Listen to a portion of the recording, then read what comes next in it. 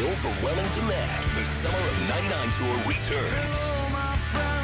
July 27th, FedEx Forum. With special guests 3 doors down. And Mammoth WVH. Tickets on sale now at livenation.com. Creed returns, the Summer of '99 Tour. It's time! Get it down!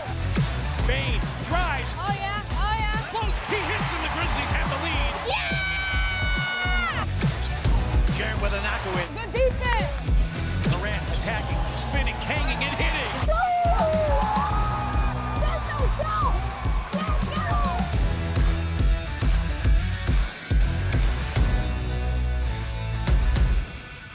The Millennium Tour 2025 with Trey Songz, Hustle Marion, with Bow Wow, with special guest Rick Ross, along with Plies, Boosie, the Yin Yang Twins, and RSVP, featuring Ray J, Sammy, Bobby V, and Pleasure P, and Nivea. Sunday, April 6th at FedEx Forum. Tickets on sale at Ticketmaster and BPCtickets.com. Sonic Radio. Welcome back to Sonic RNDIO. That spells radio with me, the CIO. This just in, the new Sonic $1.99 menu lets you build a crave-worthy meal for just $1.99 an item, whether that's a creamy shake, crispy tots, or a quarter-pound double cheeseburger. This just out. Ostriches. They're mean, not very cute, and in my opinion, way too big for a bird. Don't miss the Sonic Fun 99 menu. 5 items, always $1.99. Live free, eat Sonic. Tax not included. See menu for details.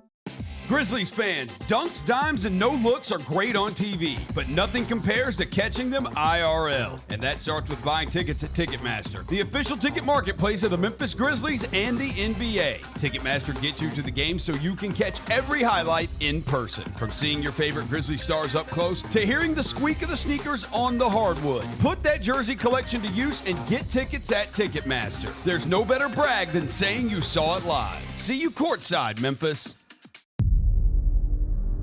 Can't wait. It's time to get it popping. It's going to be crazy. The fans are going to be loud. We need just energy. Behind the back to Jarrett for the flush. We're going to need, the Forum rocking. We're going to need, everybody in Memphis to be out there to come to support. When the fans are good, we're good. Simple as that. A Bain 3. Yes, sir. Desmond Bain with ice water in his veins. We'll ride the energy together.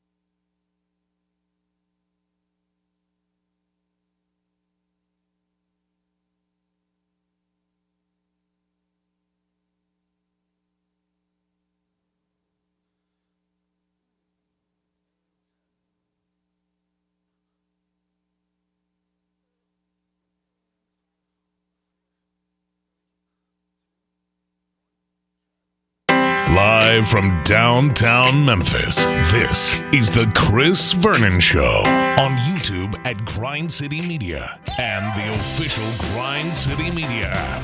Now, here's your host, Chris Vernon.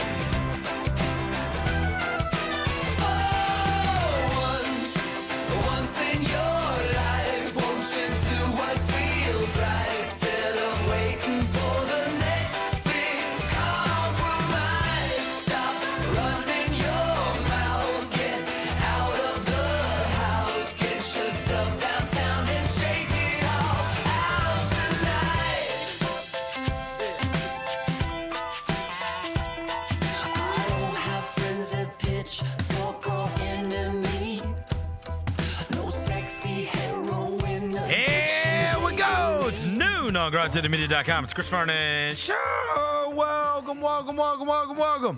It's a Friday, April 4th, 2025 edition of the show. Today on the show, Grizzlies win.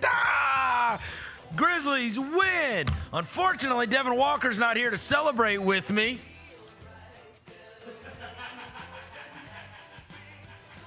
We will get to what happened in Miami last night as the Memphis Grizzlies called 12. And then it appears the NBA office called 12 this morning as well. After last night's game winner in Miami, we'll get to the weekend ahead. Final Four is coming up this weekend. Our favorite college basketball wise guy, Alan Boston, is going to join us. Break down the entire Final Four. We'll get you ready for the weekend ahead. Sun finally came out. Smile. Let's do it. Turn it up.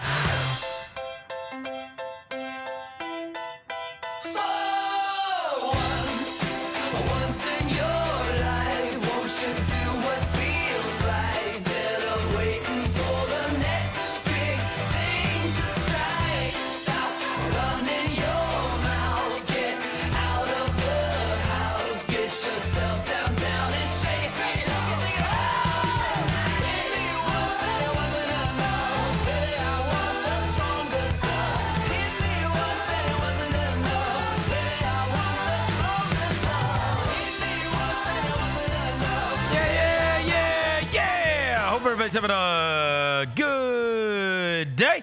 All right, we got a ton of stuff to get to on the show today, not the least of which is the Grizzlies winning 110-108 in Miami last night. As I mentioned, Devin Walker is headed off to Charlotte, North Carolina, so I don't get to celebrate with him. But I guess I'll welcome John Roser to the show. The dour John Roser. John Roser, a.k.a. the Cologne Ranger, the Body Spray Bandit, Senior Sack, Johnny Backpole, Johnny Bearcat. The Grim Roser, John Asparagus, Johnny Neck Carve, John Lance. He's Yogi Roser. He's the non-believer. Hello, John. Yeah. No, don't do that. Don't do that. You'll get fined. You're going to get fined. You're going to get fined. Thought it was only finger guns that got you fined. No. Get you fined. Okay, so we got a bunch of stuff to get to today. Not the least of which is the Memphis Grizzlies winning their game last night. First time in a long time that we've been able to come in here and talk about them winning a basketball game. With the Utah Jazz? It's been a while. Yeah. So they won last night in Miami. This was a good basketball game. Really good basketball game. I really wish that our local broadcasters, Pete Pranica and Brevin Knight, could have called last night's game. How much does Stan Van Gundy hate the Grizzlies? I mean, that's a coach. That's a coach. That's a coach. Yeah. You know, look, the Van Gundys have always been like this, right? If you fire your coach, get ready. Well, Stan Van has also been one who has also been on the wrong side of the star player coach thing, and not saying that that's what Taylor. Correct. But, you know, yeah. Him and Dwight Howard absolutely had a falling out. But I feel like somebody told Stan Van Gundy that the reason that Taylor Jenkins isn't the coach is because of Ja Morant. Right. Because in the second quarter, I rewound it. He said, Ja Morant spending way too much time tonight crying, talking about blaming his teammates, blaming the referee. I was like, God, I remember this dude is nuking Ja Morant. Yeah, I remember it. I was like, what is going on? It's just so weird. It was so weird. It was just, it didn't feel like it fit, you know, your typical NBA broadcast. That's what I'll say. Yeah. And my God, did he hate that the Grizzlies won that game. Oh my God. Because he was like, even at times he was like, you feel like the Miami Heat have just severely outplayed the Memphis Grizzlies tonight. But then you look up and they're at the free throw line and they've got a chance to cut it to 3. And I'm like, I know this is killing you, bro. Killing him. You're killing him. And then when Morant starts going crazy in the second half, oh my God. Like, again, that is a coach, right? Yeah. Coach, he's one of those guys that, you know, he was effusive in his praise in Taylor Jenkins. Every time Scottie Pippen would make a basket, he would remind you that Taylor Jenkins developed him. It was just all like, it was like, all right, man. Hey, okay. Commitment to the bit. Yeah. Commitment to the bit, right? Look, it was a fun basketball game to watch. It was a fun. By the way, the play-by-play guy, I love Brian Anderson. Brian Anderson's Do you really love good. Brian Anderson? He's really good. I love Brian Anderson. He is really good. I think Brian He Anderson's is. great. All right. Anyways, the best part about I always say that the best part about a play-by-play guy like Brian, like I never complain about him. No, they never complain about him. Like he's good. Does his job. And back-to-back TNT had a lineup last night because the second game was Harlan, right? And they got 2 games that were great games. Yeah, great games. All right, so Morant now in the last 14 games has averaged almost 30 points a game, 28.6 points per game. He has scored over 20 in 14 straight that he has played in. The Grizzlies needed that game like blood last night. Every one of these teams at the, post, well, really even you could go all the way up to 3 with Denver, are going to feel like they are in monster games every single night that they need to come away with victories because one loss could change everything dramatically. Like you even look last night after the late game last night with the Warriors game, that put the Lakers 1 up on the Warriors. They're a half a game back from Denver, and they don't have the tiebreaker against either of those 2 teams. And so I think what's going to be super interesting is dependent upon the way this stuff all shakes out over the last 5-6 games of the year, the Western Conference playoff seeding is going to be decided on tiebreakers, it feels like, right? Like, and those are going to matter greatly. And so they had said that last night that they're 1 up on the Warriors right now, who are now 16-2 with Curry and Butler in their lineup. And they're half game back behind Denver, but they don't have the tiebreaker against either of those 2 teams. And I think there's a super likely scenario where a lot of these teams, 2 through 8, all end up with records that could very well be tied with one of their peers. Therefore, the tiebreaker deciding things. But the Grizzlies, who woke up yesterday morning at 8, then get to wake up this morning at 6. We know massive, massive difference between those 2 because you certainly don't want to be in the play-in if you don't have to be. Morant took over in that second half of that game. In fact, to wit, in the second half of last night's game, in fact, let me pull this right now. He was 10 for 15 from the field, 2 for 5 from 3, 5 of 6 from the free throw line, 27 points in last night's second half. Meanwhile, you had a huge shot from Jaren Jackson Jr. from the corner for a 3 in crunch time. And, Ja bailed him out at the end by getting the bucket. But, man, there were 2 possessions late in that game, very, very late in that game, where Ja ran to the corner and just was going to let Bane go do it. And it was, both possessions were absolute disasters. It's like, all right, can we get past this? Like, this was like, it was going to drive, those 2 possessions were going to drive me crazy because it's like, I got it. We've been doing it a lot this year. Like, Bane is not a one-on-one player, but they've done this a lot where it's like, just throw it to him and go get a bucket, right? And Ja's going to stand over there, or Jaren's going to stand over there. And I'm like, I don't understand this. I don't understand why we're doing this. And it led to 2 truly horrendous possessions in crunch time. But he bailed him out. He bailed him out, and he made the shot. And look, obviously by this morning, we have got an advancement of the story from last night after he hits this game winner. Jalen Wells is hilarious on the bench. Hilarious. So is Yuki. Yuki did both phones. Yeah. Jalen Wells had his hand on the phone, and then when Josh shot it, he picked it up. Yeah. All right. So look, now there's an advancement of the other story, and I resent this a great deal. Okay. So here's what I'll say. Last night, I texted you guys in the first quarter of the game after he hit the first 3 and he did the gesture, and I said, oh my God. Bro, if he gets suspended for this, if he gets fined for, what, why? And one of the things I told you guys at the time, I was explaining to you on the text, I said, this is why. I literally walked through this yesterday. So you're going to have a bunch of people, because everybody is always so worried about him being happy all the time, right? You need somebody, and I said a veteran player, to just say, like, dude, none of this is worth it. Just forget about it. Just forget about it. Just come up with something different, right? Like, it's not a big deal. They're obviously making a thing out of this. This is screwed up. But instead, it just becomes him doing it, and now everybody's laughing about it. Because, look, the first part of this story is the one that, I talked about yesterday, which is, what are we even doing here? Why is this even a story? Yeah. This has been going on all year. You watch every basketball game, and guys are doing these type of gestures all the time. It happened twice. You're watching the Lakers and the Warriors last night, and there's guys that do the finger gun things or some variation of it all the time. Ja's been doing it all year. Okay, nobody has cared. Nobody. It's never been a thing. Yeah. Until there's this headline that comes out, NBA investigating finger guns. It's like, what are we doing? Why are you manufacturing something for people to fake care about? And it is so performative. Like, I'm sorry.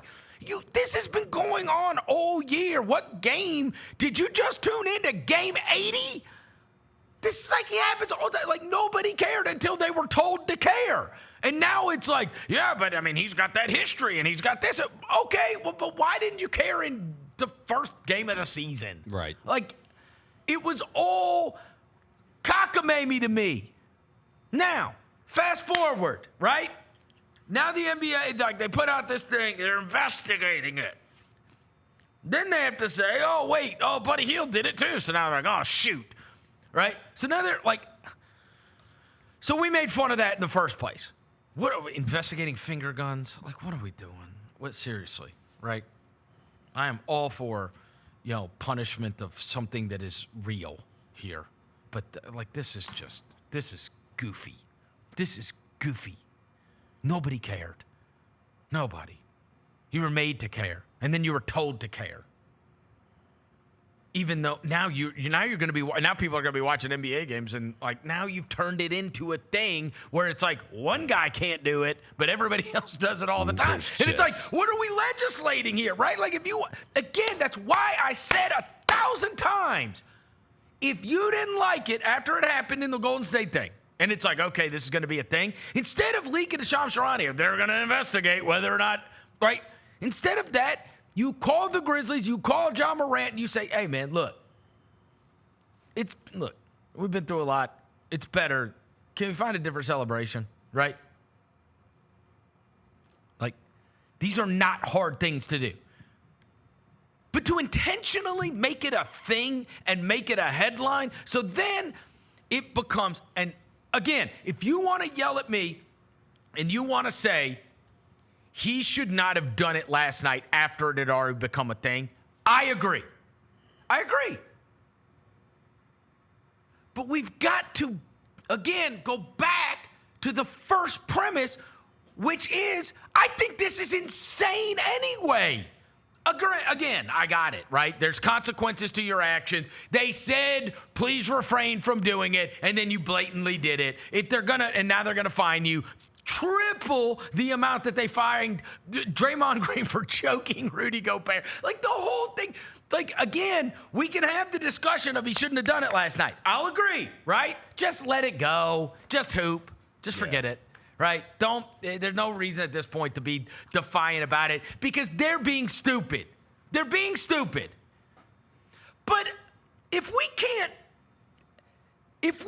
agree at the front that this is stupid, then what are we doing? Again, you want to make the discussion about what Morant did last night and he should have been fined and given his history and whatever. But the whole premise at the beginning is dumb. What are we doing? What are we doing? He's not doing a celebration that literally everybody does, and it's not new. It's not new.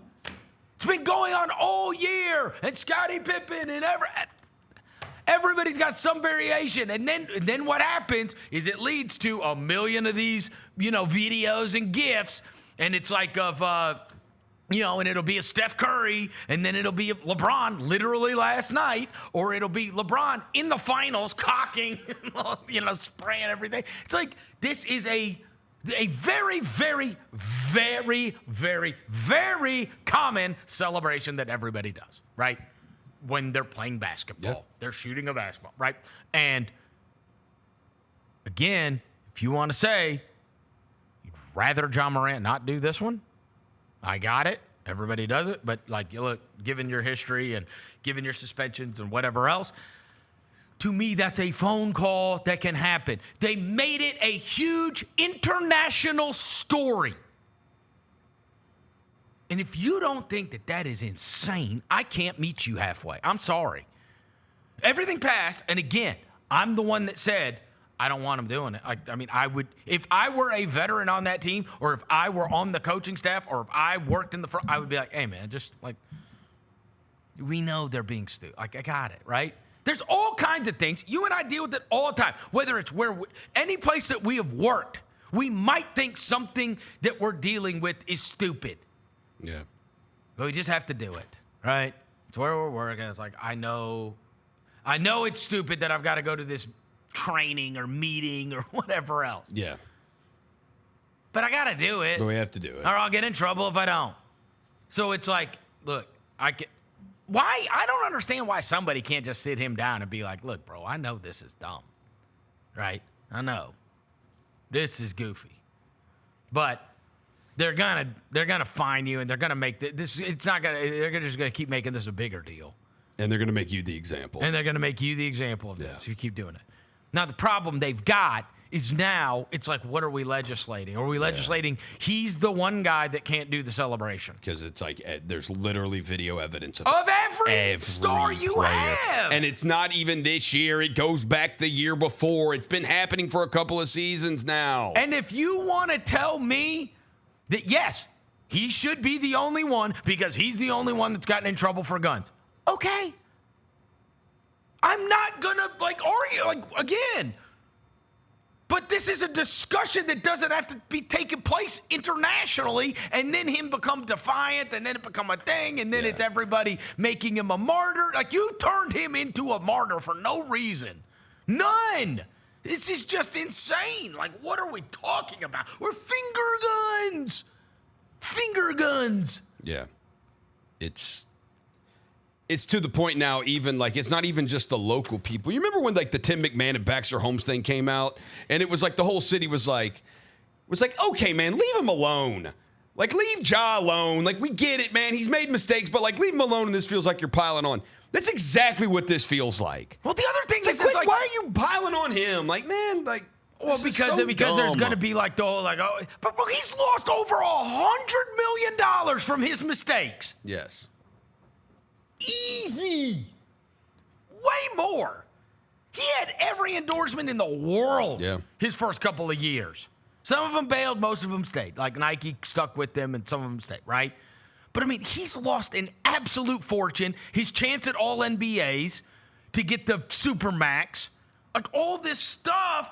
And it's bro, he has paid a heavy price for the mistakes he has made. A much heavier price than virtually anybody else. His has been severe. He has lost perception. He has lost sponsors. He has lost real money. 100. So, what are we doing? Don't tell me he has faced consequences for his actions, and greater consequences than you would ever face for your actions, unless your actions could cost you $100 million. Right. All right, for doing, and again, to me, the selective morality of this is what's crazy, right? Again, he got in trouble 2 seasons ago for this. If you want to tell me, and I've chronicled to you, there's all manner of people that are in the NBA that are even promoted within the NBA, and that have much greater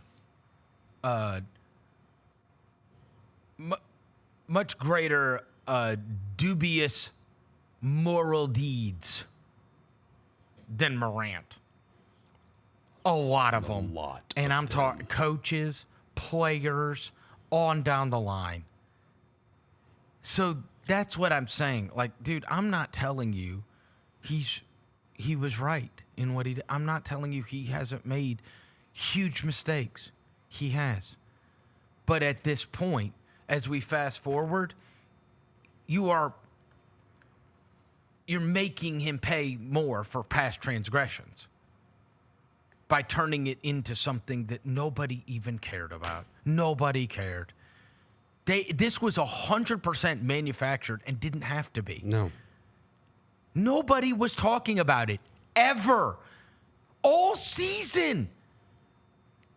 Anytime. It's never been a thing. But then it became a thing. And now, again, so if I can't meet people unless they can agree with me at the beginning, like, what are we doing? What? Because now people are going to be watching games, and now you turn this into something goofy, which is that basically everybody else can do this gesture, but he can't. You just had one of your... Like, what are we doing? And wherever you want to rank him as far as where he ranks among who are the best players in the league, top 10, top 20, top 25, top 30, whatever, he is one of your top 5 most popular players, according to fans, and just hit a game winner, and now that's not even the story. Because you made it, and not the story. Now, again, he did by being defiant last night. Right. And again, I agree. He shouldn't have done it. Yeah. Shouldn't. No. But the whole premise at the beginning is goofy. Yes. Like, how can we not address that, which is, this is stupid. You could have just called him. You have an open line of communication. Lord knows you make him sit in front of Zoom calls with counselors. Jump on there and be like, hey, man, like, you know what? Give in. Can we just find a different one? Because we don't want people to take this the wrong way. There's a lot of kids watching. Like, he's not a monster. You can explain to him. But instead you create this tension that now it feels like, okay, you're just out to get me. Right? And it's like, why do you want that? They got to have somebody like that? I mean, I just don't get it. And then, of course, then what happens? You're watching the game last night. I literally laughed out loud. I fell asleep before the end of the Lakers-Warriors game last night. So I was having to record the mismatch. So I got up this morning at 6-something. And I went and I watched back the Warriors and what I missed. In the fourth quarter, minute 50 left, LeBron hits a corner 3 and starts pulling guns. And I'm like, okay. Yep. If you look for it, you're going to notice it's all the time, everywhere. The time. And no one has ever cared when Ja or anybody else. But then they were told to care. And he was told to care. And so, of course, now again, this is where I or somebody else should, again, it can't be me. Somebody should have just come in and been like, look, bro, we're on the same page. The same way I have had to talk to you in the past about things in the workplace. We've been together for over 17 years, and there have been probably 100 times where I've been like, look, I don't want to do this. You don't want to do this. But when you work for somebody, sometimes it's going to be stupid. Right. Or you're going to feel like some of the things you got to do aren't right.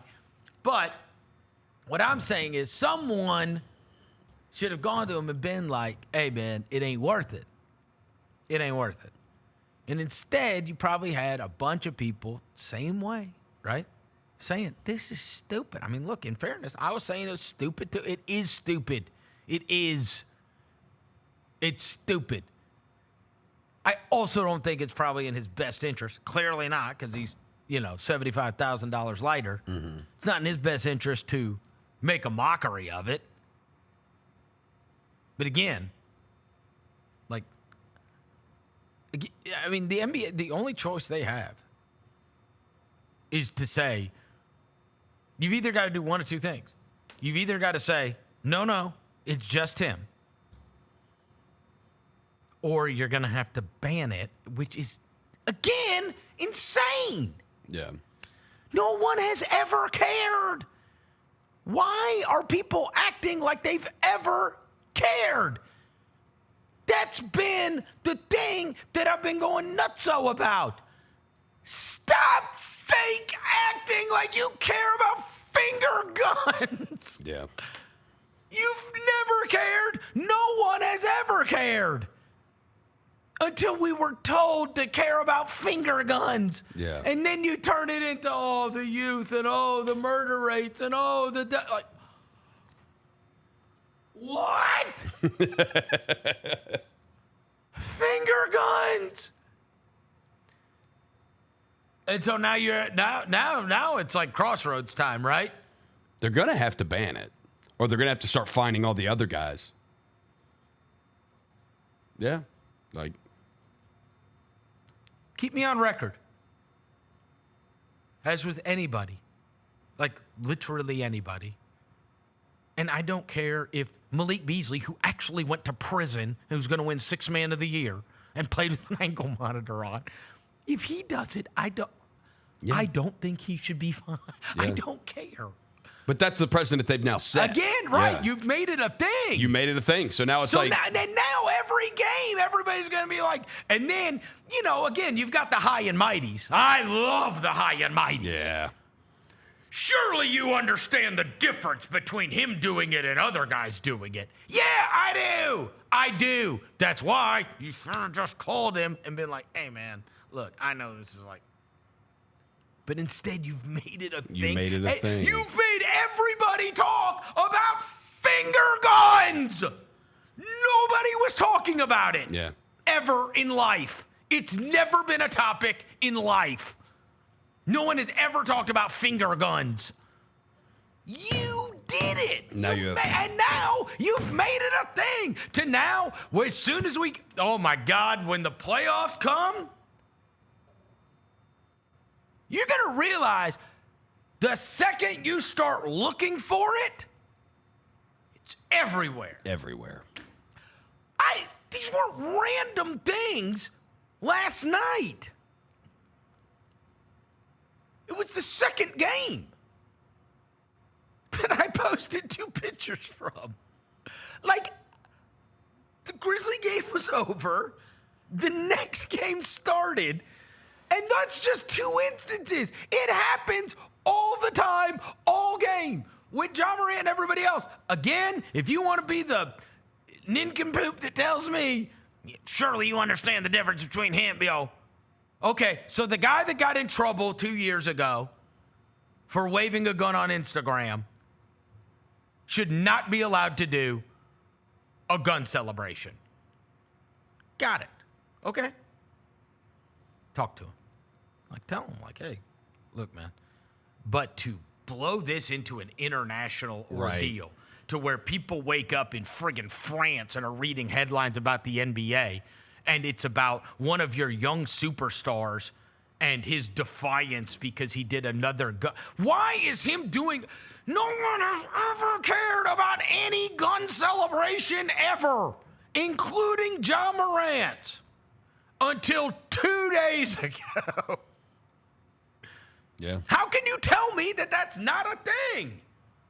No one's ever cared. Ever. In life. I have covered the NBA for over 20 years. The only one I know of is the big balls. The Sam Cassell did. Which they outlawed. Yeah. Even though guys still will do some variation of big balls. It's like... We can't do big balls and we can't do guns now, finger guns. Well, Ja can't do finger guns. I mean, that's the thing here, right? You got to think this through now. Because I got all the internet performers. They tell me that I should know yes, you should know I got it. You don't think I understand that John Morant is different than other people because of his past transgressions? Of course I do. Of course I do. But again, are we making rules for one person?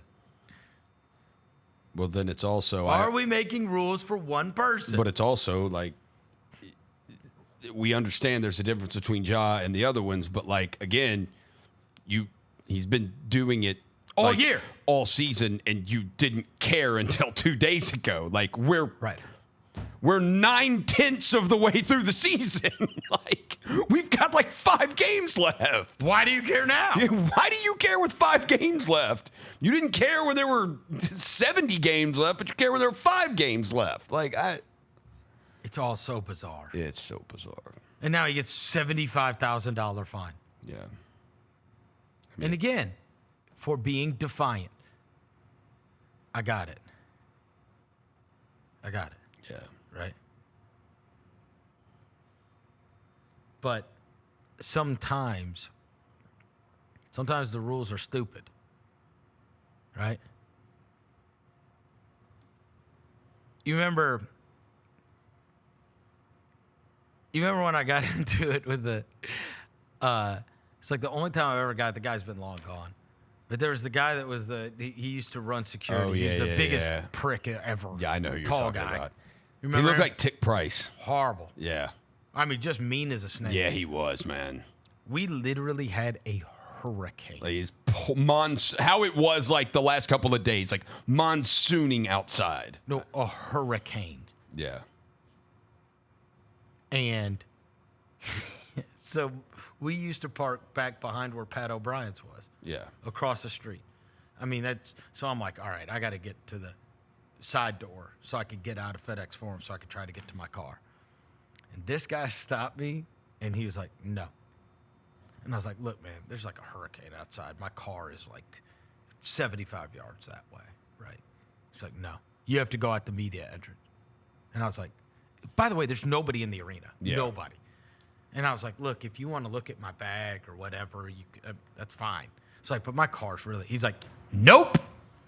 Now, the media entrance is on the back right corner of the phone. You can't be farther from my car. Yeah, no, it's the exact opposite from where you were. I had to stay inside FedEx Forum for an hour and a half waiting for it to stop being, because I could not walk out. And finally he left, and I walked out the front door.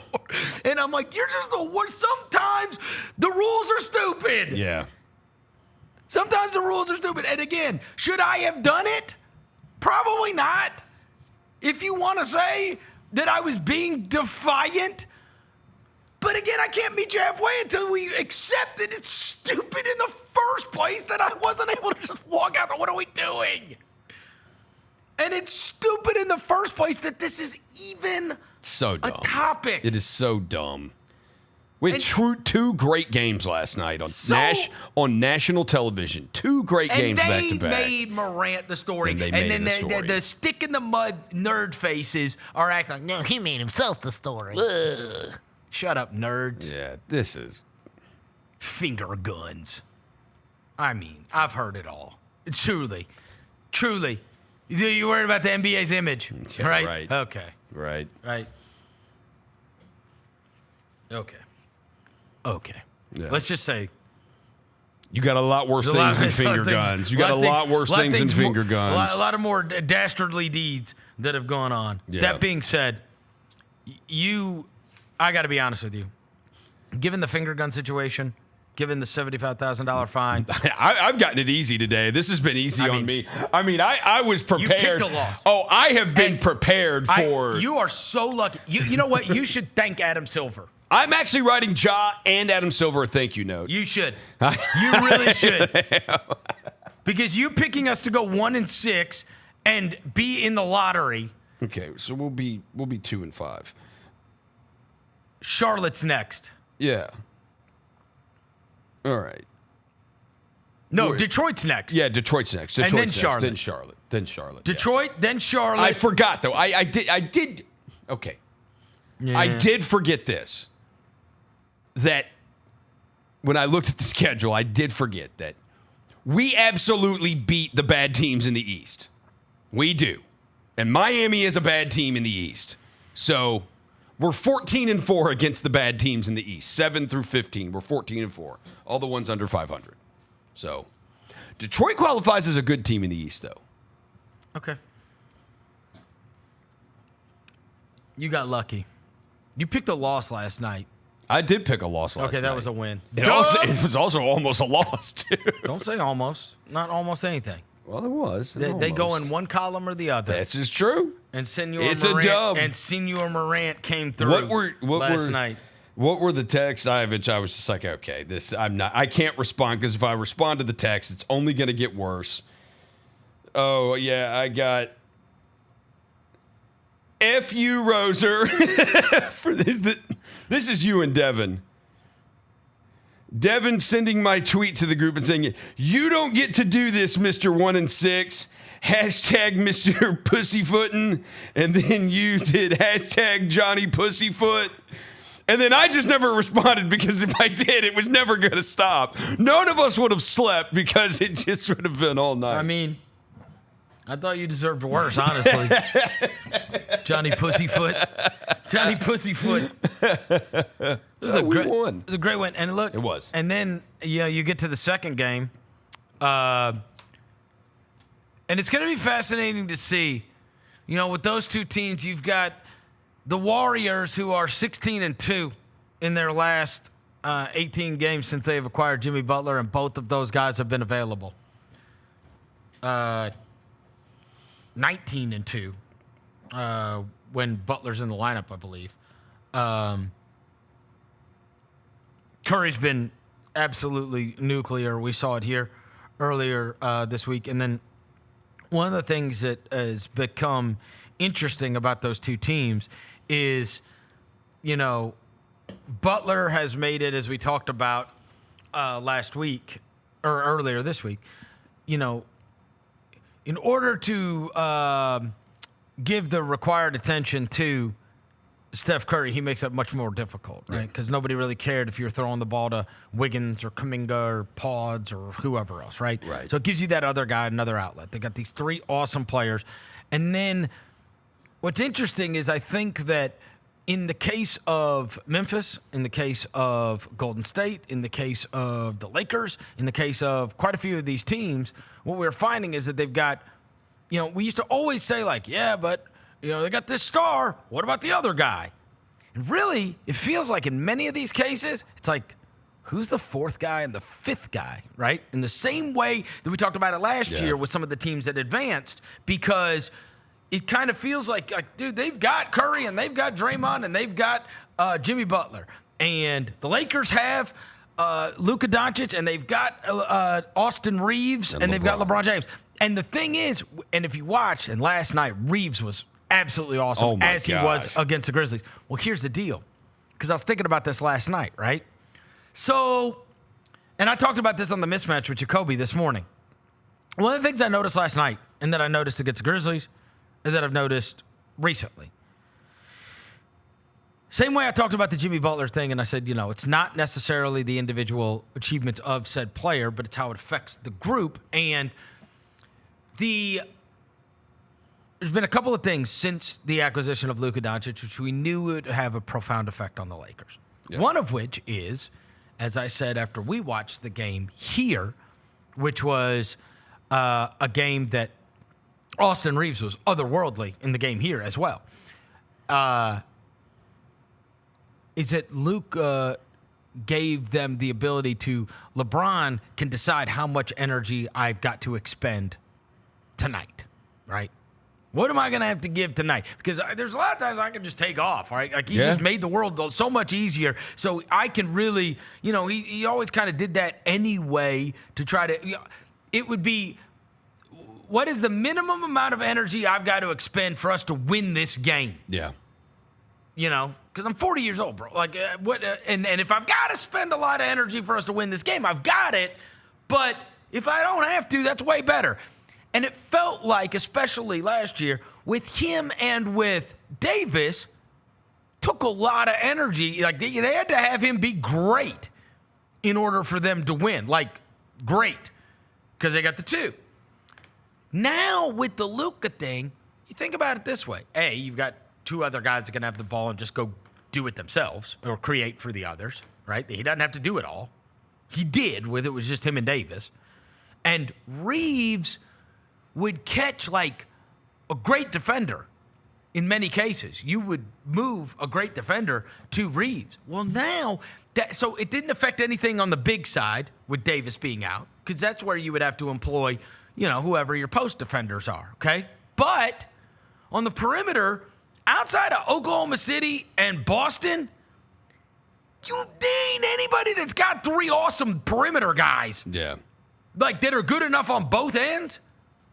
So you got to have, or else Reeves is getting the 3rd best perimeter defender in your lineup, and he is going to kill him. Yes. That's where I say it's not. And again, Luka didn't have that good of a game last night. No, Luka did not play well last night. He said after the game, this is unacceptable. Yeah. But look at Reeves' line. No, Reeves was awesome. Okay, but what I'm telling you is, and so then the thing is, who's like the 4th guy? Because now they got 3 guys that like I feel like I count on every single night. Well, in that case of last night, it's Pods. Guys, 28 points last night. For them. Rui was good, too. Rui was good for the Lakers. Rui hit shots. And Kuminga had, I think, 18 or something. The bench was the big thing. The Warriors' bench killed because of Kuminga. They were like 26 to like 7 or And that's what you're going to look bench. up in the postseason. It's like, is Pods going to be making open shots? Is Rui going to be making open shots? Is Gabe Vincent going to be making open shots? Because you're going to be getting open shots because you got 3 guys, and then one of them's going to be getting extra attention, and so somebody's just left wide open. And the other thing that the Warriors were able to do, like at times last night, is that what was good for them, especially as regards to the matchup with the Lakers, is they were able to get Reeves guarding Jimmy Butler, which is just Butler cooked him a couple of times in the 4th quarter on that. The other thing too is because of the Lakers, we talked about without Davis not having the bigs. Dude, you got to play small against Golden State, which is like hard. That is really hard to do. And Draymond had 2 really good defensive plays down the stretch last night. Yep. Super interesting game last night, and the Warriors are super dangerous. They were pushing that Draymond Defensive Player of the Year last night. Yep. Late in the game, he had the good stop on he's been LeBron when pushing LeBron it. threw He's it been away, campaigning for himself. And then he slapped the ball away from Luka. Yep. Yeah. Yep. That game was great. Final Four is coming up this weekend. I expressed this to Jacoby this morning. I said, look, the more I look at this, the more excited I get about this. And I brought up, for those that have not seen it, it's a viral video that has been going around of the Houston practices where Kelvin, they roll out a ball, and it's like you let go 2 Rottweilers at a toy. And, I mean, these guys are flying on the ground, and then they're wrestling, and then they're fighting. And it's like, oh, my God. Like, this, it looks like a practice from the 1960s or something. It's like, what is going on? These guys, and you watch it, and in Saturday's game, or whatever it was, last weekend, the Houston-Tennessee game, first half of that game, I texted you guys, and I said, welcome to hell, Tennessee. Like, they scored 15 points. Right. Auburn, Florida, all set to the side. I couldn't be more excited for that Houston-Duke game because you've got Con Knipple, you've got Cooper Flagg, you've got all these guys that are going to be first-round draft picks, like maybe 4 or 5 of them on this Duke team. I mean, welcome to hell. Like, I can't wait to see how they look against that Houston team because it's a fight. At absolute best, it's a fight. And they're young. You know what I mean? Like, their most talented guys are young. And now you're going to be playing against these just straight Rottweilers.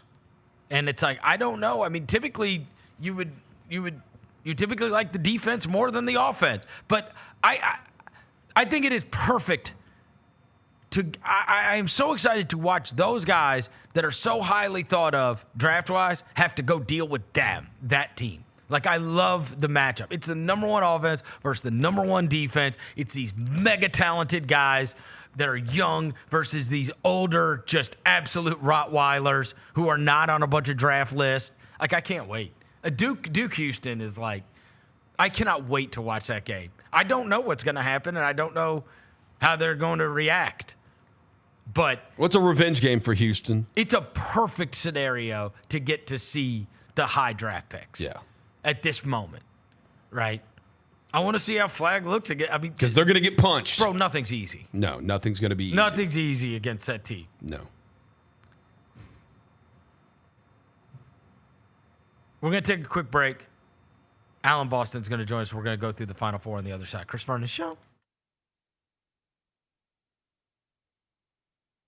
Nation gets set for tip-off 1 hour before every Grizzlies home game with the warm-up show. Get the latest news, notes, and analysis live from courtside at FedEx Forum. Who's going to be the tougher team that rebounds and prevents second chance opportunities? Join me, Lang Whitaker, along with Michael Wallace, Jessica Benson, and other personalities from Grind City Media, Memphis, and around the NBA. 1 hour before every home game, live at Grind City Media on X, YouTube, and the official Grind City Media mobile app. Thanks for showing up, Memphis. Nothing beats catching your Grizzlies IRL, and nobody knows that better than you. So next time you want to hit up a game, Ticketmaster's got your back with tickets to every upcoming matchup. Whether you're catching the Grizzlies at home or on the road, you'll find tickets at Ticketmaster, the official ticket marketplace of the Memphis Grizzlies and the NBA.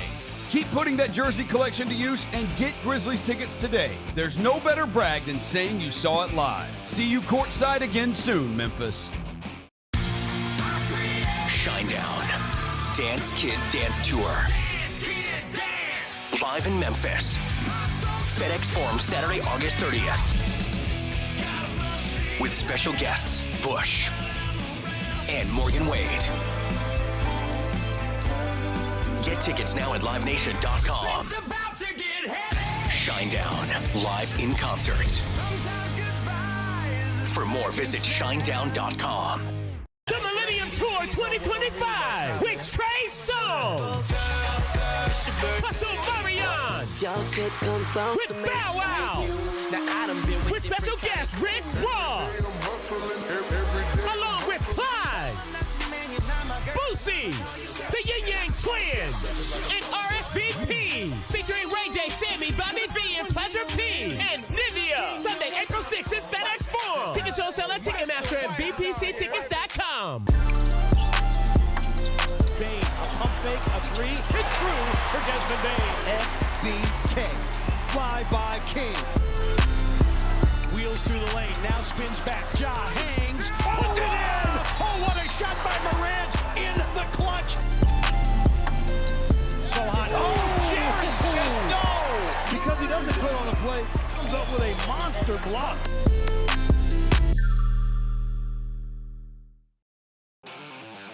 Thanks for showing up, Memphis. Nothing compares to catching your Grizzlies IRL. And that all starts with buying tickets at Ticketmaster, the official ticket marketplace of the Memphis Grizzlies and the NBA. Ticketmaster gets you to the game so you can catch every highlight. Put that jersey collection to use for the next game and get Grizzlies tickets at Ticketmaster. Whether they're here at FedEx Forum or on the road, Ticketmaster's got your back when it comes to scoring tickets. And there's no better brag than saying you saw it live.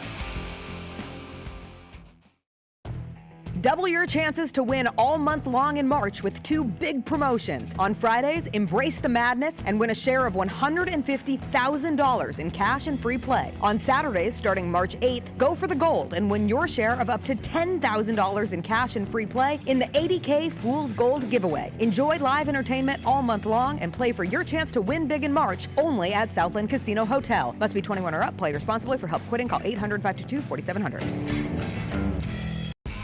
When it's all on the line, you turn to the strong, the stable, the unwavering. To those with a history of raising their performance to meet the moment. It's true in basketball. It's true in banking. Grizzlies Checking from Pinnacle. Play hard. Bank easy. Open a Grizzlies checking account with at least $100 and a recurring direct deposit by August 31st. And you could receive a $200 direct deposit bonus into your account. Details at grizzliesbanking.com. Member FDIC.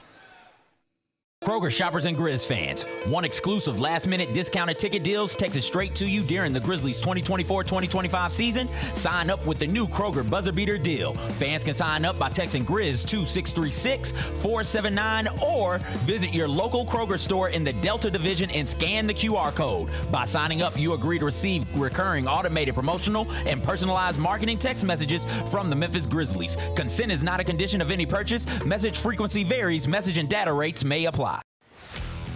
Let's face it, there's a lot of trash talk in basketball, but the great teams let their performance do the talking. Like Ford F-150 with Pro Power on board, a class-exclusive industry-first feature that turns your truck into a mobile generator and leaves the competition speechless. Ford F-150, official truck of the Grizzlies.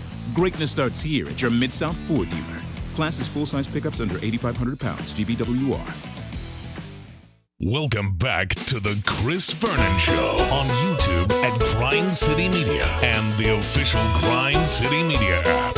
Now, back to your host, Chris On one morning Vernon. bright and clear, my old folks and I drew near, just a village down in sunny Tennessee. I'd been speeding on that train that would bring me back again to that girl I left in sunny Tennessee.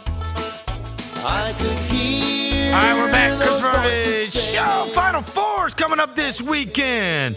We've got Duke versus Houston, and we have Florida versus Auburn. And throughout the NCAA tournament, we have been joined by our favorite college basketball wise guy. You can find him in the movie The Best of It. You can read about him in the book called The Odds, and he has been gambling on college basketball his entire life. Is he still out in Vegas, or is he back home? Alan Boston joins us on the show. Alan! Oh, you're back home. We're back home praying it all works. Yeah, how did it end up in Vegas? Did you have a good Vegas trip? It was all right. No? Nothing special. Vegas is a shithole. All right. Priced, expensive shithole. It used to be a nice town with a lot of charm, and now it's a big city with all the traffic congestion and priciness without any of the culture or charm, again, for lack of a better word. All right, It's an here's what absolute matters. disaster. Did you come home with more money in your pocket than you left? I wasn't really gambling out there. I was out there to hang with some old friends and watch some games. And, yeah, I came out with more money because I had money out there. Fair enough. All right, let's start with the first one. So the first one that's going to tip off is Florida versus Auburn, two teams that have actually met already this season. It looks like Florida is sitting at 2.5. Yeah, that's what it is. So I must warn you, the camera was off this computer when I got home, and I kind of like... it looks fine. You look band-aided amazing. it. Yeah, but it may fall, and then... Who cares? Then what? Anyway, all right, so a quick word. Like, they're all... And I know you've tried to have me avoid all this corruption nonsense, but too bad. I'm giving it. They're all happy about the 4-1 seeds. I'm sure Jay Shillis is out there promulgating how wonderful it all is, and all the NBC execs and all them. And, hey, we're going to have a great Final Four because all the 1 seeds made it. Well, that's all you're going to get from now on. His right? name is Jay Billis, Alan. Yeah, that's not right. He's been a shill his entire history on the show, and that's almost irrefutable. Just go listen to his comments. Like, he's very consistently shillis. So I'll say Jay Billis, but in my eyes, he's Jay Shillis. I don't want you to have some. They can't see you anyway. It's me who's saying it, so screw him. He's a disgusting commentator. Anyway, for better or for worse, I am sure he's out there all happy and smiling, especially since Duke's there. But what has happened, and I was pretty consistently wrong in the first round. And so now I got to think about why. Even if I never do it again, I can't help myself. I have to try to figure out why. And I think the NIL has affected the mid-majors in ways that I didn't quite anticipate. So the pre-conference for a lot of those NIL teams was not good. For a lot of the mid-majors, I'm sorry, was not great.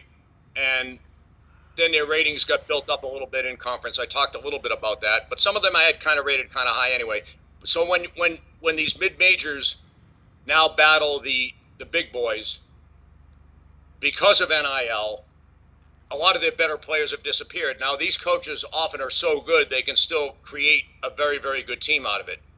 However, without that extra body that may be there because they lost a good player and he's replaced by someone who's maybe just as good, but now when the depth gets down to like player 7 and 8, they're not as good. And I think what happened a lot in these instances, they're just athletically overmatched. And the way these games are with the 30-second clock, down from 45 seconds from when I first started, with the referees letting them bang a little more. And honestly, and unobjectively, the refs, whether subconsciously or not, the higher seeds got the benefit of the whistle in virtually every game I watched. And since I didn't have a bet on most of them, I'm watching it sort of objectively. maybe there's always some bias because we're human, but even the announcers in some of these key calls, it just didn't go the way of the underdog. And I've been saying for years that they're trying to get the money to the right places. And now with this, only certain conferences can pay teams direct. That's it. There's NIL money available, but only certain conferences can just pay them direct and use the NIL money. So, I mean, how is that fair? This Crown tournament in Vegas is invited. The invitees are only from the power conferences. And if they refuse, then they sometimes have to trickle down to the next tier. But that's not what this is about. This is college basketball. This is not about power conferences making all the money and getting all the watch time. Robert Morris made the tournament, lost all 5 players to the transfer portal. What chance do they have to build a program? I mean, they were very, very competitive with Alabama. Anyway, so the game to me is pretty much ruined until they do something about the money and the transferring. And I'm all right. That's out of the way. I've done my speech. I've been saying it for 30 years now. So now it's really come to a head, and this is what's happened. Every single thing that they do favors the big time schools. Done. You won't hear from me again about that. On to Florida Auburn. Yes, they played some time ago in Auburn. Auburn, interestingly, was an 11-point favorite in that game. Now there was no Elijah Johnson for Florida, who's their starting guard. And Hamilton hadn't got back yet. He's their backup center who has been very, very good in his limited minutes. And in spite of that, they ran out to like a 22-point lead at Auburn and won very, very easily. Now, who does that to Auburn? Interestingly, the game after, they lost Condon in the first minute. There was still no Elijah Johnson, and they buried them too. That was kind of the sign that Florida was the real deal. They went into 2 very tough venues and had no problem at all winning very, very handily. And these home teams in these big games where, top 20 versus top 20, the home team has been very, very strong. So that was uber impressive by Florida and maybe indicated that they might be the best team. At the time, it made me wonder, because we have seen this in the NBA and we have seen this in other circumstances and you see it in football as well. If a guy from your staff goes and gets another job and you're playing against, so Golden was a Pearl guy. It's like nobody. If I were going to find somebody to prepare me for a Bruce Pearl team, Golden's probably the best person on earth to go get, right? He was in there. He knows exactly what to do. He knows exactly what they're trying to do on offense and on defense. And so if I was so I thought that maybe, at least when that first happened, I had wondered if there was some kind of, advantage that is gained because the former assistant for Pearl is now the Florida coach. And so he's going to inevitably have a much better game plan for his team against Auburn than maybe anybody else. See, you got me there. I didn't even know Golden had worked with Pearl. Yeah. Because he actually knows what he's doing. Come on. Did you watch Auburn play Michigan State? You think that team had a clue? Like, seriously. Bad shot after bad shot after bad shot. Michigan State completely dominated the game, but Auburn was just athletically too good. Anyway, so how does that first game? I just looked it up for the headline just to make sure. It says mentor versus mentee. Final 4 matchup is personal for Todd Golden and Bruce Pearl. They, crazy. It can't hurt. Two of the only Jewish coaches in college basketball as well. Shire. No, I said 2. I said 2 of the only. Oh, that's right. So 3 of the 4 are Jewish guys. Yeah, there you go. Jews. Yep. Well, Jews tend to be smarter, right? So there you go. Stop. That's not. You're saying. That's fact. Education is far more important in the Jewish religion than most. That's just fact. But no, you need to tell everybody that you are Jewish. Anytime anybody says anything, no, but I mean it. I can't stand them as much as anyone else. Oh, come on. Come on. You're the worst. Yeah, all right, go ahead. If anyone ever guessed I was Jewish, I would just hand them like trillions. Like, all right. Well, there you red go. hair, hazel eyes, doesn't exist. And so, all right. I was never that nerd, Anyway. How about this? So Walter Clayton Jr., look, he had to stand on his head for Florida to get to this moment. So, I know you weren't thrilled about the way Auburn looked against Michigan State, but did you see some chinks in the armor for Florida in the fact that they needed to stand on their head in order to beat Texas Tech? All right, so how does that first game work in this game? Well, I've talked about when a team loses at home, they tend to have the advantage in the next game. So that's etched in stone. That's fact. That's been for 30-something years. How much of an edge, I can't tell you. I'm not a computer programmer, but there is some distinct edge that the losing team had. Central Florida last night against Cincinnati in that Crown tournament. Even Arizona-Duke. Arizona played Duke way tougher than they did in their home game. So advantage Auburn there. Going over the games in a tournament, yes, Florida struggled with UConn, but UConn had won back-to-back championships, as I recall. And we had talked about how they had flashed moments of brilliance during this tournament, and then they came out and executed a very good game plan. And as Hurley so accurately described after to Baylor, I hope they don't F you like they did us, referring, of course, to some of the referee calls that went against them.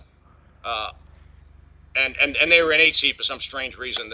I probably think I would have had them like a 4 or something. But that's neither here nor there. So Florida's struggle against UConn, I think, is fine. Like, I think UConn's a brutally tough out when they're playing well. They're very, very difficult to prep on a one-day prep. They run this very complex offense, and Florida got caught in a game they weren't comfortable with and pulled through. I thought that might work in their favor. Yet here they are against Texas Tech having another struggle, and we're actually fortunate to win that game. So is that good or bad? Well, it could be bad because they struggled with a team they should have beaten. Or it could be good because if you look at Texas Tech, their best games, they went into Houston and won, shorthanded, by the way. Who does that? Like, it might be the only time Houston's lost at home in I don't know how many years. It's just a crazy effort. They went into a desperate Kansas team, a Kansas team that had been struggling. They went in there and beat them.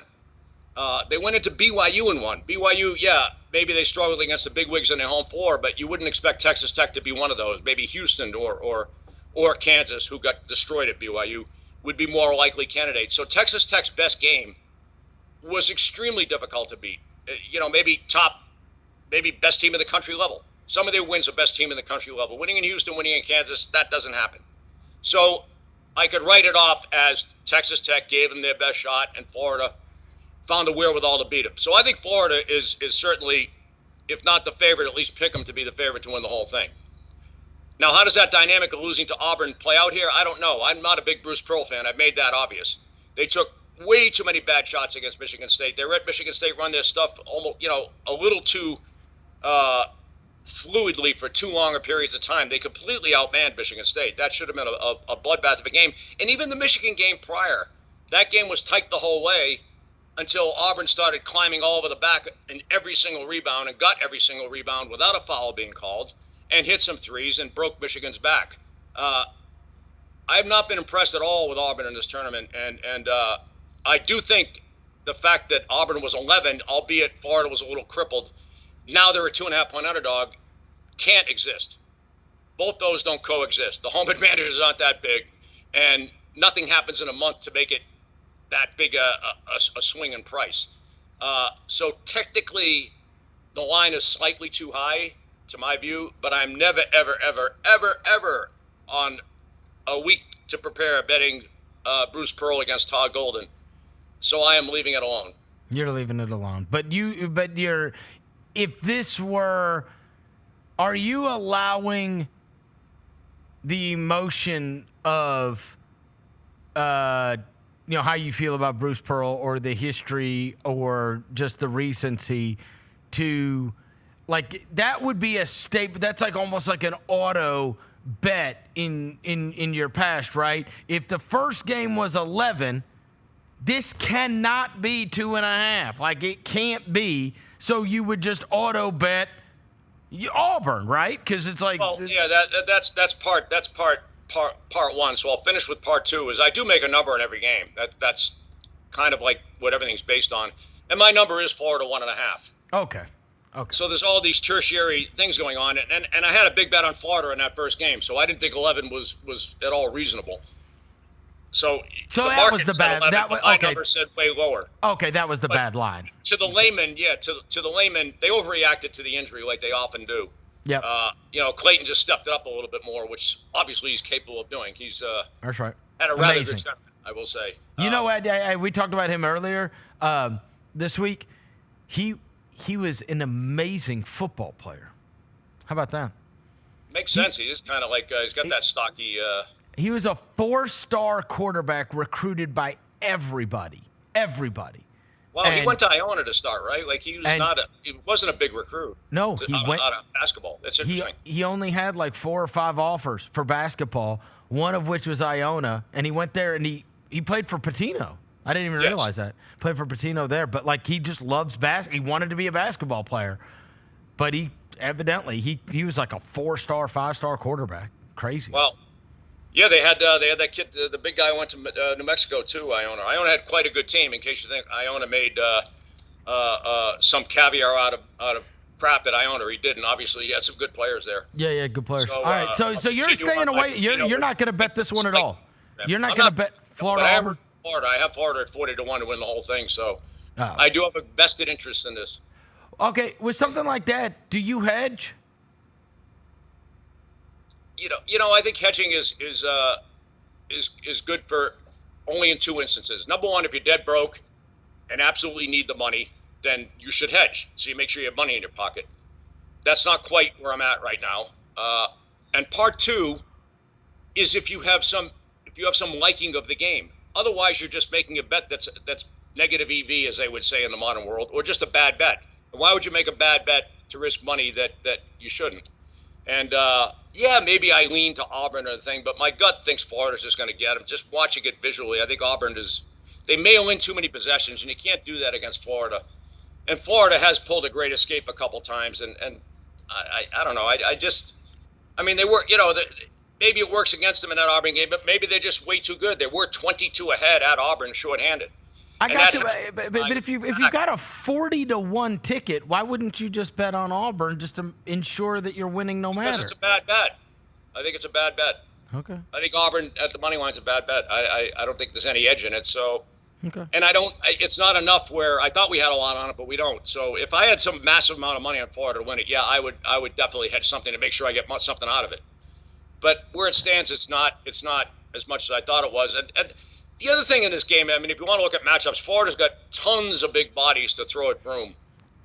And if you take him out of it, they may be fine without it, but not against Florida. And his arm may still be screwed up. We don't know. He says he's good to go, but his arm could still be screwed up. He was playing with one arm in that game. He wasn't even using it. I know. He wasn't even using it. Well, they'll juice him up. He'll be fine, I'm sure. But again, he's going to get banged around a little bit, and they got plenty of fouls to give, plenty of big men who are very, very, very good. I don't know. It just feels like Florida's going to beat him, just visually, and my gut says they're going to beat him. So I'm going to leave it alone, but I think the line. I do think technically the line is too high. The one I'm more excited about is the Duke-Houston game. I cannot wait. Bunch of prospective NBA draft picks, and now they have to play this Houston team, which is always there for an absolute war. And so kind of get to see, I think it's an amazing test for the young kids at Duke who are supposed to be the young talented ones, but now they have to play this pack of Rottweilers from Houston. Duke is favored though by what, like 5.5? I think is the number now. I think it's 1 second. I'll give you a very quick update. Yeah, what do you got? 5. Okay, 5. Yeah, pretty much 5 everywhere. All right, okay. Number 1 offense versus number 1 defense according to the KenPom ratings. Okay, I don't know anything about that, but I'm sure it's true. I think what they talk about Duke's offense, but it was really Duke's defense against Alabama that won them the game. Yeah. Their defense was very, very, very good. Their length got Alabama.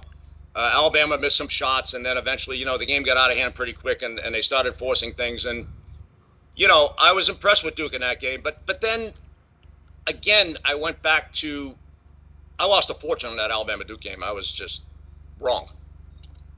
Yeah, Alabama was coming off like their home run game, and then they tend shot to 8 for 1,000 from 3. I mean, yeah, part of it was Duke, and part of it was they did miss some shots, and then Duke made them uncomfortable enough that which surprised me. I didn't think they could, but they have so much length at all 5 spots. And that happens to me every year. I tell you this, Alan, it happens to me every year betting on Alabama in the tournament. Because when they make their threes, they beat you by 1,000,000. But then the one game that they just can't hit anything, and then you go look at the end at like the shot quality or the expected point value, and it's like they should have hit a lot more of those shots, and they just didn't. Yeah, I was wondering what the shot quality would have said about that game. Actually, there is a website that I've got it. I'm a subscriber. Their stuff is very, very good. I'll go back and I'll go. I talked to them I talked to a couple of those kids at Bet Bash last year, and oh, really? Yeah, this stuff is very, very good. Super cool guys. They've actually got it a lot more fine-tuned than when they first started, because what a quality shot, you really need a computer watching the game very, very closely. Right. Because a contested shot versus a non-contested shot, the guy could be in the exact same position and not have contested it. Okay. He got the factor of a second late. Duke won 85-65. That was the final score of the game. Okay. The shot quality score, so if they would have just made the shots that they normally make from the different spots, the final score would have been Bama 84, Duke 83. All right, well, that says it all. That's. Yep. I think that maybe is a bit of a stretch because might be. I think what's not in that final score they projected was Duke had made them uncomfortable enough where even some of the supposed open looks weren't quite taken in the same rhythm as they would make them with, and just that 16th of a second is enough to cause a miss. But yeah, obviously the game wasn't a blow up by the shots that Bama was getting. If Bama made shots, it would have been a lot closer. So all right, so do you give Duke credit for that game? The projected score was Alabama by 1, and I was going to give Duke a lot of credit for that game, and I thought about it. Like, the same reason I kind of like Bama against them hasn't changed. Duke did lose to Kentucky during the pre-conference. They did lose to Kansas during the pre-conference, and as we've harped on, these NCAA tournament games are basically pre-conference games where they're playing unfamiliar opponents. Is Duke as good as they have appeared? And I still don't believe it. They played the crappy ACC where no team was any good, except maybe Louisville, and they were very much smoke and mirrors with a great coach, masking a lot of their deficiencies, and they were exposed pretty quickly in this tournament.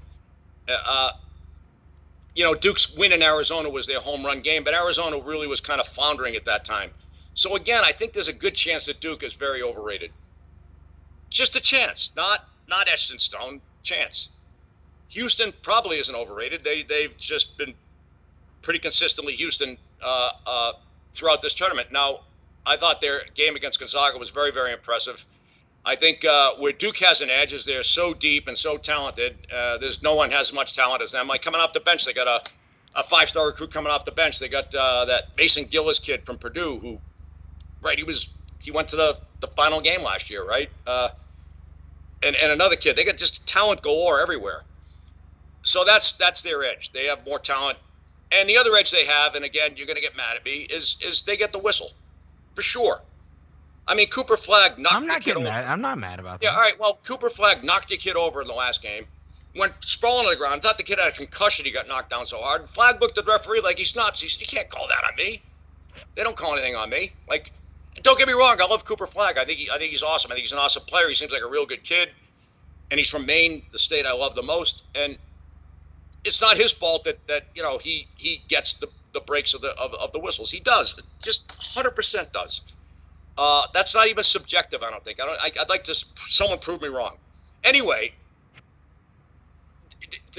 all the hype is with Duke, all the press is with Duke, and if I'm consistent in my belief that this is just a big money, corrupt game where NBC wants to make all the money and make sure the right place get the right money, they want Duke. Duke's a lot more American pie than Houston, right? I love Houston. I love Kelvin Sampson. I love watching them play. I think they're just absolutely incredible. So Duke has those edges. Where does Houston have the edges? They're a much older team. And no one has roughed up Cooper Flagg and a couple of those other freshmen. I think they need to be physically pounded on. Let's see how they react to making them uncomfortable. Instead of them comfortably doing whatever they want because they know they can get away with murder, let's see what happens when Houston roughs them up a little bit. Also, it's late in the year. and maturer men are going to be able to handle the rigors of a long schedule this late in the year than kids. There's some chance that Duke's energy is a little sapped, although they've had such a cupcake draw to this point. That's not likely the case, but there is that slight chance that Houston's superior age and therefore girth and depth will handle a longer season better. And where this Houston team is better than years past is they're shooting the three a lot better. Also, they haven't had some crippling injury to ruin their depth. So this Houston team, in fact, is slightly better than years past because their offense is better. I think Houston. It's known that Houston has defenses makes teams even the best of teams uncomfortable. Look what they did at Gonzaga, who runs as an elite offense as you can. They just took them out of everything, and the game was over very quickly. And once Gonzaga got comfortable, they did get back in the game. I could see that happening with Duke, where Duke hasn't faced anything like this in the tournament. And if Duke, in fact, is slightly overrated, which is what I contend, then I think Houston's got a good chance to win this game. And I mean, if there was 7 over Alabama, then if 7 over Alabama is too high, then 5 over Houston is too high, if I use that simple logic. So I am going to bet something on Houston, albeit not a lot, because I do strongly believe that somehow, some way, Duke will win this game by hook or by crook. And I'll say it like that. How's that? Well, we'll say this. For Houston's case, they only have one regulation loss. Like 3 of their losses are overtime losses. So, I mean, they fight even in their losses. It's not like somebody ever ran out on them. They fight you to the death, right? So, I mean, like well, I think they have 4 losses, right? 3 of them are overtime, and 1 of them is legit. Like a regulation loss. They did lose early in the year, kind of surprisingly to teams that you wouldn't think they would. And so there's that. But yeah, I don't know. They've looked awfully good at times in this tournament. And what has impressed me as most is they've taken mostly good shots, and they've gotten a lot of open threes, which prior incantations of Houston have not done. They still do all that blitzing of ball screens and make people's lives miserable. And there's no one else in the country that Jacksonville's tried to emulate it. And others have tried to emulate, but no one does it quite like Houston.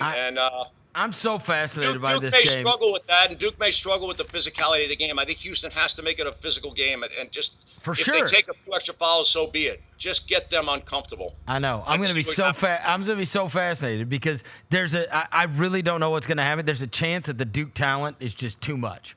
It's like, yeah, they're old and they are fighters and they're whatever, but like these guys are like all pros. These are all NBA players. Like, yeah, they're young, but they're like the talent level is freaky at Duke, and it might be too much. Or like you're saying, like I could totally see them getting rattled. You know, just like what is it like when somebody's frothing at the mouth 6 inches from your face? You know. Also, how do they handle the pressure? It's I mean, Duke is well coached. Duke. That's the other thing is Duke is really well coached. Shire knows what he's doing. Oh, yeah. Allen, they held Tennessee to 15 friggin' points in the first half. It was a crazy. Who's coaching Tennessee? Bards. That was crazy, though. That was crazy. To hold someone to 15 is like impossible. At that level, in the friggin' Elite Eight? Yeah, but Tennessee's offense has never been. That's always been kind of their hole, you know, and they're facing an elite defense like that. Yeah. Comparing Tennessee's offense and Duke's offense isn't quite good. I'll be curious to see how the game gets reffed. I think that's where the game lies. Honestly, I know I sound like some conspiracy theorist, but I totally believe that from the heart. We'll see how the game gets reffed. But I'm definitely betting Houston for something because my number's only 3. Okay, so you're gonna stay away from Florida, Auburn, and then you're gonna take like hell for Florida, and yeah, and then you're gonna take Houston. Okay, let's reconvene. I'll get you to pop on Monday so we can preview the national championship game. All right. I'll say goodbye then. Awesome. All right, thanks, Alan. All right, take care. Boston, our favorite college basketball wise guy. What do you think, Roser? You got a strong opinion? I agree with as someone who like will win. If Auburn wins this whole thing, I actually agree with him. Like, I think Auburn takes bad shots. Like, they take a lot of bad shots. The Pettiford kid, I love watching him play, but man, it's a lot of. You know, I'm a believer in that whole former assistant thing too. Yeah, I always believe in that. I mean, you remember every time, like even when we didn't have good teams, every time we played against Budenholzer, we won. Yeah, I think, and even this year. Yeah. Every time we play against, it's like Taylor Jenkins owns him, and it's like, bro, he knows how to prepare for. Well, I also don't think Pearl.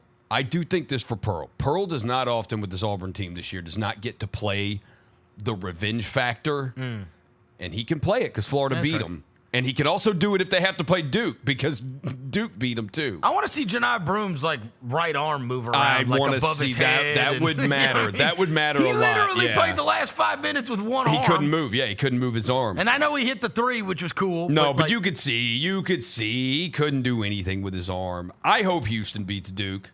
I don't think they will, but I hope they do. I really don't know what's going to happen. That's what I love. Yeah. I love that. And I love getting to see Cooper Flagg against that Houston team. Yes. Because nothing is easy. And Knipple. Nothing is easy. No. Oh, you know how much I fell in love with Knipple. Did you see the thing about him? What about him? He loves my favorite movie. He loves The Princess Bride. Oh, yeah? And I was like, oh, my God. Give me Con Knipple. Love Knipple. Yeah. Oh, we had dribble, pass, shoot. I mean, he is awesome. He is awesome. He is awesome. No, he is. He is awesome. He's awesome. No, I think I do think Auburn's going to beat Florida. I do. I don't know why. It's just some way I think Auburn's going to beat Florida, and it is a toss up on Duke. Didn't Houston, you have but I a would Gator leave Chump Duke. thing on earlier this week? Yeah, I did. Okay. Yeah. You're switching up again? I've also got Auburn plus 136 on the money line, and I win our office pool if Auburn wins it all. So, yeah. So you've just talked yourself into, Yeah. like how you talked yourself into the Grizzlies winning one more game, even though they beat the Heat last night. Yeah, they did. You just talk yourself into nonsense all the time. All right. Thank you to Alan Boston. Everybody have a wonderful and safe weekend. Thank you to Jalen back in the studio. We will be back on Monday. Until then, we gone.